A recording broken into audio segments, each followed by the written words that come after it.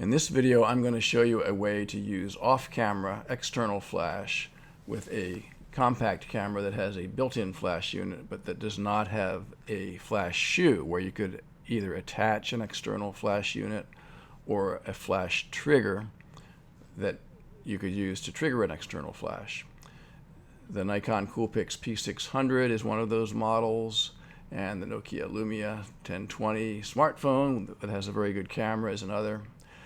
And the flash that I'm going to use to demonstrate here in this video is this Yongnuo YN560-3. It's a very nice, relatively inexpensive unit, and most importantly, it has a built-in optical slave capability that can be set to ignore the pre-flash that's often fired by a small compact camera's flash unit, either to prevent red eye or to help the exposure system figure out how much flash it will need. This Zykos unit is another flash, very inexpensive, that has a built-in optical slave capability, again, that has different settings on that switch on the left, S1 through S4, different slave settings, so it can have a variable delay to ignore the pre-flash that may be fired by the small camera's flash unit. If you have a flash unit that does not have a built-in optical slave capability, then you could use one of these little units, the SYK3 or the SYK5, and there may be others out there too, sold by Cowboy Studio. With this unit, you can see it has a flash shoe built in. You put your external flash unit into that shoe, and then the little cube has a sensor that will sense the flash coming from the built-in flash on the compact camera and will trigger and fire the flash that's attached to this unit. Of course, you have to have a unit that's compatible, a flash unit that's compatible, and not all units are. So you have to do some research on that.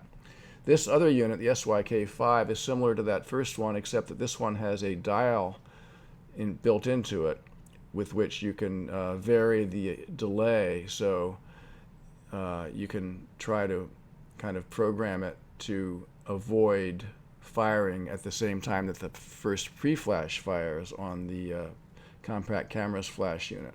That little dial helps you dial in an amount of time to ignore the pre-flash. Doesn't always work that well, but it's worth a try.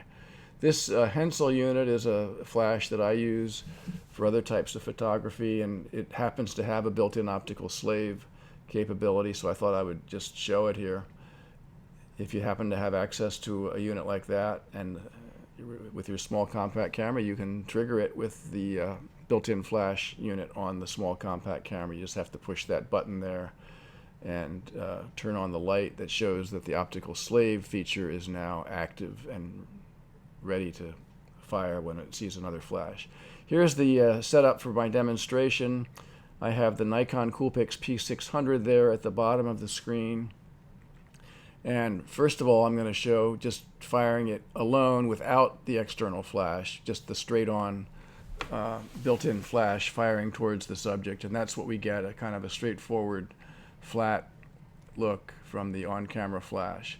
Now we'll put the Yongnuo into action.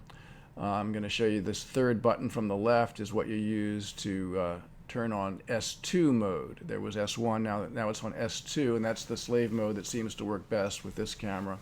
Now I have that flash over to the right, and when the Nikon flash fired on the compact camera, the external flash fired also, and we get a different look. This is not the exact same shot that you just saw taken there, but it gives you the general idea of you get the flash coming from the side, different shadows, slightly different appearance. And I discussed this technique and lots more about this camera in this particular book that I just recently published in June of 2014.